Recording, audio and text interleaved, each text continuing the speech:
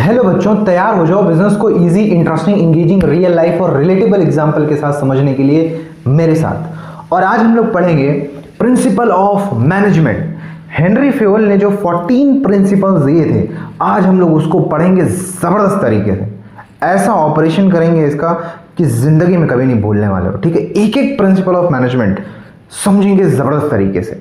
देखिए, सबसे पहला हमारा प्रिंसिपल ऑफ मैनेजमेंट दिया है डिवीजन ऑफ वर्क। अच्छा, एक बात और जान लीजिए, इसका जो नोट्स है वो आपको जो वीडियो खत्म होगा तो लास्ट में आपको मिल जाएगा, उसके लिए परेशान मत होइएगा।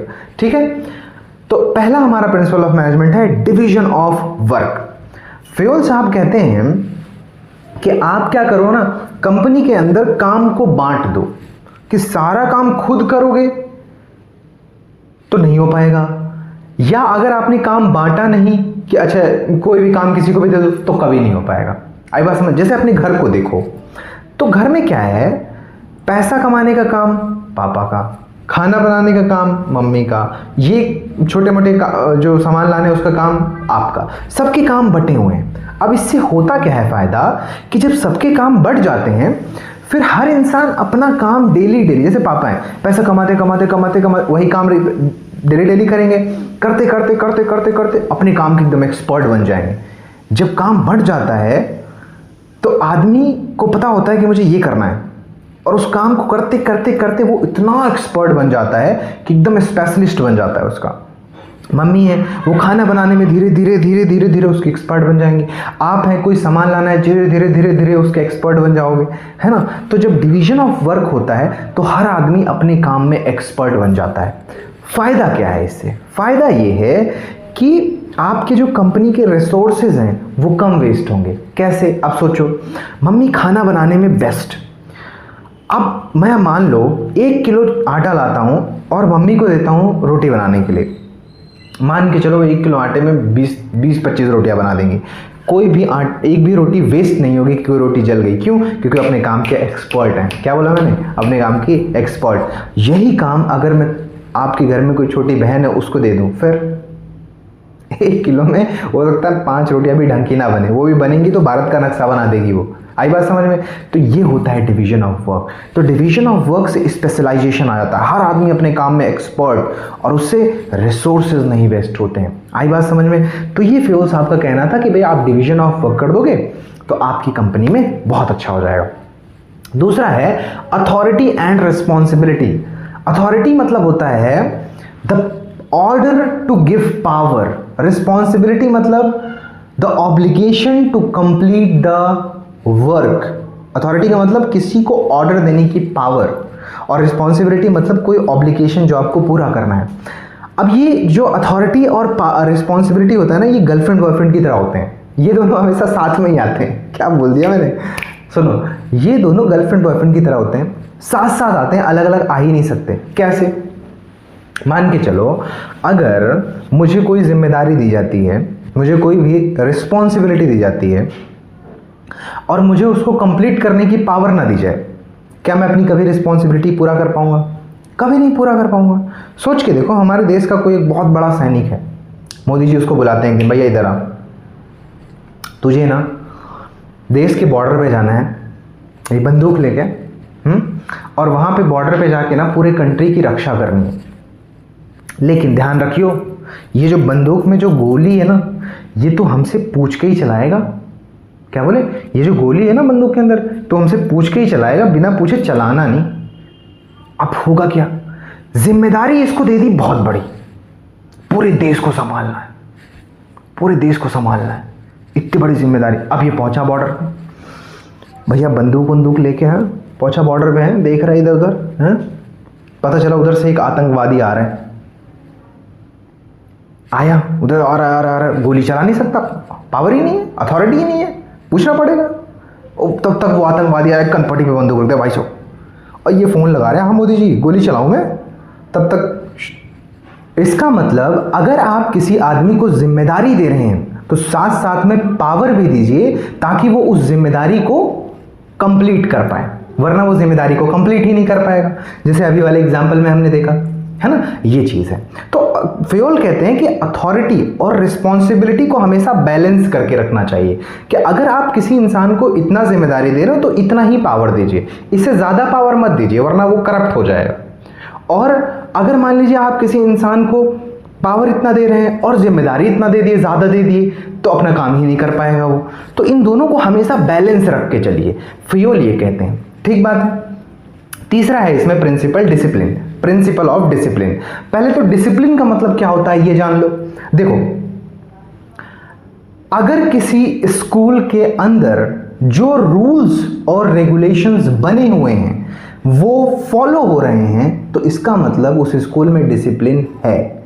और अगर उस स्कूल में वो रूल्स और रेगुलेशंस फॉलो नहीं हो रहे हैं तो मतलब वहाँ डिसिप्लिन नहीं है। सिंपल सी बात है। तो डिसिप्लिन समझ में आया कि रूल्स और रेगुलेशंस अगर बने हुए हैं तो डिसिप्लिन बने हुए हैं, और अगर फॉलो हो रहे हैं तो डिसिप्लिन है आपके स्कूल के अंदर। और अगर नहीं फॉलो हो रहे हैं तो काहे का डिसिप्लिन भैया, किस बात का डिसिप्लिन, है ना। अब सुनो, फेयोल कहते हैं कि किसी भी ऑर्गेनाइजेशन के अंदर, चाहे वो स्कूल हो चाहे कुछ भी हो, वहाँ डिसिप्लिन का होना बहुत ज़रूरी है, वरना वो ऑर्गेनाइजेशन चल ही नहीं पाएगा। कैसे? सोचो, तुम्हारे स्कूल के अंदर कुछ रूल्स बने होंगे कि भाई सारे बच्चे ड्रेस में आएंगे, टिफिन लेके आएंगे, पानी की बोतल लेके आएंगे, झगड़ा नहीं करेंगे, लड़ाई नहीं करेंगे, सारे रूल्स बने हुए। ठीक, आप सोच के देखो, ये रूल्स और रेगुलेशन फॉलो होने चाहिए तभी डिसिप्लिन है। हाँ, मान लो कोई लड़का किसी दिन शेरवानी पहन के आ जाए क्या बोल, मैं भी कुछ भी बोलता रहता हूँ। सुनो ना, मान लो कोई लड़का किसी दिन शेरवानी पहन के आ जाए, कोई लड़की प्लाजो पहन के आ जाए, अब क्या होगा? पूरी क्लास इन्हीं दोनों को देखती रहेगी, पढ़ाई हो ही नहीं पाएगा। डिसिप्लिन का होना बहुत ज़रूरी है। डिसिप्लिन नहीं होगा मतलब जो रूल्स रेगुलेशन बने हुए फॉलो नहीं होंगे, ऑर्गेनाइजेशन नहीं चल पाएगा। बहुत ज़रूरी है। अगर टाइम 8 बजे का है और आप 10 बजे पहुंच रहे हो, it means you are not following the rules, और वहाँ पे डिसिप्लिन नहीं है। तो बहुत ज़रूरी है डिसिप्लिन का होना, वरना कोई भी काम टाइम पे नहीं हो पाएगा। तो फेयोल कहते हैं, बहुत स्ट्रिक्टली कहते हैं कि भाई साहब, ऑर्गेनाइजेशन के अंदर बिजनेस है, खिलवाड़ नहीं करना, मजाक नहीं करना है। बिजनेस के अंदर जो रूल्स रेगुलेशंस बने हुए हैं, किसी का बाप क्यों ना आ जाए, फॉलो करना ही पड़ेगा, वरना निकल जाओ ऑर्गेनाइजेशन से। रूल्स रेगुलेशन फॉलो होने चाहिए, डिसिप्लिन होना चाहिए, तभी वो बिजनेस चलेगा, वरना वो बिजनेस नहीं चलेगा। चौथा रूल है unity of command. Unity of command कहता है, फेयोल इसमें कहते हैं कि भाई देखो, ऑर्गेनाइजेशन के अंदर क्या है ना कि एक एम्प्लॉय को एक ही बॉस से ऑर्डर मिलना चाहिए। मल्टीपल बॉसेस से ऑर्डर मिलेगा ना, कंफ्यूज हो जाएगा बेचारा। कैसे? ऐसे समझो, जैसे मान लो तुम हो, अब तुमको मैथ वाले सर ने भी आगे कोई बोला, फिजिक्स वाले सर ने भी कुछ बोला, केमिस्ट्री वाले सर ने भी बोला, क्योंकि एक साथ बोल दिया तो तुम कंफ्यूज हो जाओगे कि किसकी बात मानो किसकी बात ना मानो। क्यों? क्योंकि सब एक ही लेवल पे हैं। अब एक की बात मानोगे 2 मुंह फुला लेंगे, दूसरे की बात मानोगे बाकी 2 मुंह फुला लेंगे, क्या करें? तो फेयोल कहते हैं ये कंफ्यूजन नहीं चाहिए, इसमें बड़ा टाइम वेस्ट हो जाता है ना। फेयोल कहते हैं कि भाई सिंपल सी बात है, देखो सिंपल सी बात है कि अगर ऑर्गेनाइजेशन के अंदर 12 एम्प्लॉयज़ हैं तो 4-4 का ग्रुप बना दो आप, या 3-3 का, जैसा भी आपको ठीक लगे। तो 4-4 का आप ग्रुप बनाओ और हर एक ग्रुप के लिए ना एक बॉस असाइन कर दो आप, है ना, एक बॉस असाइन कर दो। अब सबको पता है कि मुझे ऑर्डर किससे लेना है। अब इन चारों को कोई कंफ्यूजन है, इससे ऑर्डर लेना है, कोई कंफ्यूजन नहीं। इन चारों को इनसे, इन चारों को इनसे। अच्छा, इन तीनों बॉसेस को भी क्लियर है कि मुझे किसको ऑर्डर देना है, ठीक है, कोई कंफ्यूजन नहीं होगा, है ना। तो बिल्कुल काम एकदम आसानी से चलता रहेगा। फिर ये कह रहे हैं यूनिटी ऑफ कमांड होना चाहिए भाई साहब। मतलब 1 employ should receive order from 1 boss. 1 liner है, बहुत जबरदस्त है, याद रखो इसको। कहता है 1 employ should receive order only from 1 boss. एक बॉस से मिलना चाहिए ऑर्डर। फिर है, कहते हैं यूनिटी ऑफ डायरेक्शन। इस प्रिंसिपल से क्या मतलब है? इसका मतलब ये है कि ऑर्गेनाइजेशन के अंदर, देखो कंपनी के अंदर आने से पहले एम्प्लॉयज़ के अपने अपने गोल रहे होंगे। समझना, बहुत ध्यान से समझना। क्या कहते हैं वो कि कंपनी के अंदर आने से पहले, मान लो कोई एम्प्लॉय है, वो इसलिए आया होगा कि भाई उसको उसकी बहन की शादी करानी है। कोई आदमी इसलिए आया होगा नौकरी करने, उसको उसकी माँ की इलाज कराना है। कोई आदमी इसलिए आया होगा उसके बाप का कर्जा चुकाना है। कोई आदमी इसलिए आया होगा कि मान लो उसको अपनी खुद की शादी करनी है। कंपनी के में आने से पहले सबके अलग अलग गोल रहे होंगे, ठीक, कोई बात नहीं, लेकिन एक बार जब आप कंपनी के अंदर आ गए, अब आपका सिर्फ एक ही गोल है, कंपनी को आगे ले जाना।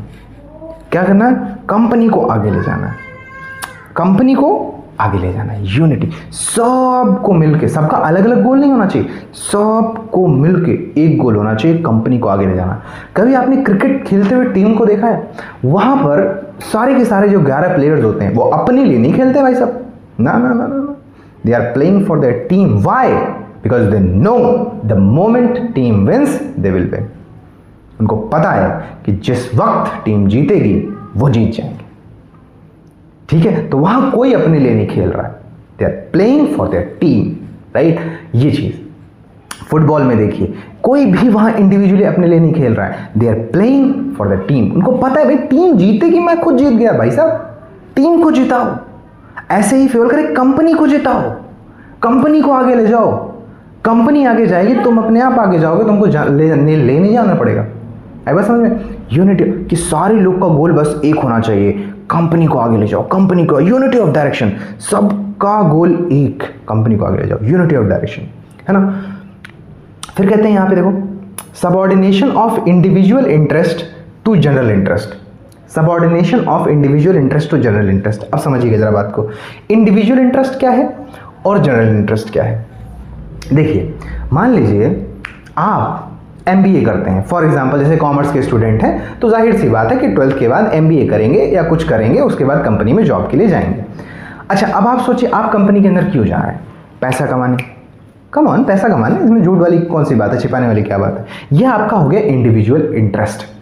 अब सोच के देखिए कि जो कंपनी आपको हायर करेगी उसका भी तो कोई पर्पस होगा ना आपको हायर करने का। क्यों? क्योंकि उसको अपनी कंपनी को आगे ले जाना है, उसको अपना रेवेन्यू 10x करना है, उसके अपनी कंपनी को ग्रोथ करना है, उसको अपनी कंपनी को एक्सपैंड करना है, इसीलिए वो आपको हायर कर रही है। आपका इंडिविजुअल इंटरेस्ट है पैसा कमाना, लेकिन जनरल इंटरेस्ट, कंपनी का गोल क्या है कि कंपनी को अपना रेवेन्यू 10x करना है, कंपनी को कंट्री के अंदर टॉप पे जाना है। समझिएगा, मतलब उसका भी अपना एक ऑब्जेक्टिव है। अब ध्यान से समझिए, इंडिविजुअल इंटरेस्ट मतलब आपका इंटरेस्ट, आप पैसा कमाने जा रहे हो। कंपनी का इंटरेस्ट, जनरल इंटरेस्ट, मतलब कंपनी को इंडिया की टॉप कंट्री बननी है। अब सुनिए, जब आप एक बार कंपनी के अंदर चले गए तो अब आपको क्या करना है ना, सबऑर्डिनेशन। क्या करना है? सबऑर्डिनेशन का मतलब क्या होता है? सबऑर्डिनेशन का मतलब ये होता है कि किसी चीज को नीचे के स्तर पर रखना, उसको सबऑर्डिनेशन कहते हैं। तो कहते हैं, फिर कहते हैं कि अपना जो गोल है उसको सबऑर्डिनेट कर दीजिए, नीचे के स्तर पर ले आइए और कंपनी के गोल को ऊपर कर दीजिए। क्या कहते हैं फ्यूल? कहते हैं अपना जो इंडिविजुअल इंटरेस्ट है उसको नीचे ले आइए, सबऑर्डिनेशन ऑफ इंडिविजुअल इंटरेस्ट, अपने इंडिविजुअल इंटरेस्ट को नीचे के स्तर पे ले आइए और कंपनी का इंटरेस्ट ऊपर रखिए। तो आपको कंपनी का इंटरेस्ट ध्यान में रखते हुए आगे बढ़ना है, क्योंकि कंपनी आगे बढ़ेगी तो आप अपने आप आगे बढ़ेंगे। एक छोटा सा एग्जांपल आपको देता हूं, आपने गूगल के फाउंडर नहीं, CEO का नाम सुना होगा, सुंदर पिचाई। जब उन्होंने कंपनी को ज्वाइन किया था एज अ इंजीनियर, छोटे से इंजीनियर, तो मुश्किल से 30-40 लाख LPA उनका जो है सैलरी रहा होगा। लेकिन जब उन्होंने कंपनी के अंदर ज्वाइन किया, ठीक है उनका पर्पस था पैसा कमाना, लेकिन कंपनी का गोल था कि उसको गूगल पूरे दुनिया का टॉप कंपनी बनना है। तो यहाँ पर सुंदर पिचाई ने क्या किया, अपना जो गोल था उसको नीचे कर दिया, पैसा कमाना ठीक है उसको नीचे कर दिया, कंपनी का गोल उन्होंने कहा कि नहीं, मुझे कंपनी को दुनिया की सबसे नंबर 1 कंपनी बनानी है। अब सुनिए क्या हुआ, जब सुंदर पिचाई उसमें अच्छा काम करने लगे, धीरे धीरे कंपनी ग्रो होने लगी। जब कंपनी ग्रो होने लगी तो उनके जो कॉम्पिटिटर्स थे, माइक्रोसॉफ्ट वगैरह ये सब, वो सुंदर पिचाई के पास आए कि तुम हमारी कंपनी में आ जाओ, हम तुमको अच्छा पैसा देंगे, करोड़ों में सैलरी देंगे, तो तुमको लाखों में दे रहे हैं। सुंदर पिचाई ने जाके अपने बॉस को बताया कि देखो माइक्रोसॉफ्ट ने मुझे इतने का ऑफर दिया है। गूगल का जो मालिक था ना, बड़ा विजनरी था, उसने सुंदर पिचाई को कहा, कितना बोला है उसने, बोल 400 करोड़, मैं तुमको 500 करोड़ सैलरी दूंगा, काम तुम मेरे लिए करोगे। अब देखो, यही मैं बोल रहा हूँ, कंपनी अब आगे जाएगी ना, आप अपने आप आगे जाओगे, लेके नहीं जाना पड़ेगा। अभी और सुनो और क्या हुआ, जब धीरे धीरे सुंदर पिचाई और मेहनत करने लगे, कंपनी और आगे बढ़ने लगी, कॉम्पिटिटर्स ने देखा दोबारा आए, बोले तुम आओ हम तुमको 1000 करोड़ सैलरी देंगे। सुंदर पिचाई फिर अपने बॉस के पास गए, उन्होंने बोला कि माइक्रोसॉफ्ट मुझे 1000 करोड़ का ऑफर दे रहा है। गूगल बहुत विजनरी, उसने बोला 1200 करोड़ दूंगा, काम तो मेरे लिए ही करेगा, जाना नहीं है तुझे। भाई साहब सुंदर पिचाई लगे रहे, उन्होंने अपना गोल नहीं आगे किया, उन्होंने कंपनी का गोल आगे किया। कंपनी को आगे रखूंगा, खुद को पीछे रखूंगा, कंपनी आगे जाएगी, मैं अपने आप आगे जाऊंगा। भाई साहब समझे बात? ये होता है, हाँ ये होता है subordination of individual interest. Subordination of individual interest, अपने इंटरेस्ट को नीचे ले आना, कंपनी के इंटरेस्ट को आगे रखो, कंपनी आगे जाएगी, तुम अपने आप आगे जाओगे। क्यों नहीं समझ रहे हो? फ्यूल यही तो समझाना चाह रहे हैं। आ जाओ, आप देखो remuneration of employ. Remuneration of employ आया समझ में? आया ना? कमेंट करके बताना फेवरेट पार्ट कौन सा था इस वीडियो का, है ना? कौन सा एग्जाम्पल सबसे बढ़िया लगा? ऐसे ऐसे एग्जाम्पल दूंगा ना, दिमाग का ढक्कन खुल जाएगा तुम्हारे, मजाक नहीं कर रहा हूँ सच में। आ जाओ इसके बाद है रिम्यूनरेशन ऑफ एम्प्लॉय। रिम्यूनरेशन का मतलब होता है सैलरी, कि जब आप किसी के यहाँ काम करते हो तो बदले में जो सैलरी मिलती है उसको बोलते हैं रिम्यूनरेशन। सुनो, फेयोल कहते हैं कि भाई रिम्यूनरेशन जो होना चाहिए, सैलरी जो होना चाहिए ना, वो कैसा होना चाहिए पता है? फेयर होना चाहिए। और फेयर सिर्फ एम्प्लॉय के लिए नहीं होना चाहिए, दोनों के लिए होना चाहिए। ऐसे सोचो, जैसे मान लो मैं एक फ्रेशर हूँ, नया नया हूँ, टीचर बना हूँ, मैं गया किसी स्कूल में, भाई साहब मुझे पढ़ाने को दे दो, मुझे पढ़ाना आता है। उन्होंने कहा 3000 रुपये देंगे, पढ़ाओ आके। क्या मेरी वैल्यू 3000 की है महीने की? नहीं ना। अब सोच के देखो, सोच के देखो, क्या ये मेरे लिए फेयर है? नहीं। उनके लिए फेयर हो सकता है, उनको कम में टीचर में, मेरे लिए फेयर नहीं है। इसका मतलब क्या है? अब जिस दिन मार्केट में मुझे किसी ने ज़्यादा ऑफर किया ना, 1 सेकंड नहीं लगाऊंगा छोड़ने में, इनको छोड़ के मैं वहाँ चला जाऊँगा। क्यों? बिकॉज दे डिडंट वैल्यू मी। उन्होंने मुझे वैल्यू नहीं किया, जितनी मेरे वर्थ थे उतना मुझे पे नहीं किया। पे किया होता तो छोड़ के कभी नहीं जाता। ये होता है। तो फेयोल कहते हैं कि ऐसी नौबत ही क्यों आए, ऐसी नौबत ही क्यों आए, जब कोई एम्प्लॉय आए ना, उसकी जितनी वर्थ है, जितनी उसकी वैल्यू है, उस वैल्यू के अकॉर्डिंग उसको पे करो, एकदम फेयर सैलरी दो उसको। ये नहीं कि फ्रेशर है, उसको मार्केट के बारे में पता नहीं है तो सस्ते में रख लो उसको, जिस दिन पता चलेगा ना छोड़ के चला जाएगा वो। उसको एकदम फेयर दो कि अगर मेरी वैल्यू 50,000 की तो मुझे 50,000 सैलरी मिलना चाहिए। अच्छा दूसरी बात, अब ऑर्गेनाइजेशन के लिए भी ये फेयर होना चाहिए भाई, उसकी पेइंग कैपेसिटी के अंदर आना चाहिए। ऐसा नहीं कि ऑर्गेनाइजेशन 50,000 पे कर रही है और बेचारे के पास जो है लॉस करती जा रही है, नहीं ऐसा नहीं होना चाहिए। उसके लिए भी फेयर हो, ऑर्गेनाइजेशन भी कहे कि हाँ ठीक है, मैं जितना पे कर सकते हो उतना पे कर रही हूँ, मुझे भी ऐसा सेटिस्फेक्शन हो कि हाँ मुझे जितना मिलना चाहिए उतना मिल रहा है। तो इसको बोलते हैं रिम्यूनरेशन, कि remuneration should be fair to both, दोनों को, एम्प्लॉय को भी और ऑर्गेनाइजेशन के लिए भी। तभी जो है मामला, तभी इन दोनों का रिलेशन अच्छा रहेगा और तभी कंपनी बहुत आगे जाएगी। आई बात समझ में? तो ये 7 प्रिंसिपल्स हमने खत्म कर दिए। आ जाओ एक एक करके 7 और खत्म करते हैं, मज़ा आ जाएगा।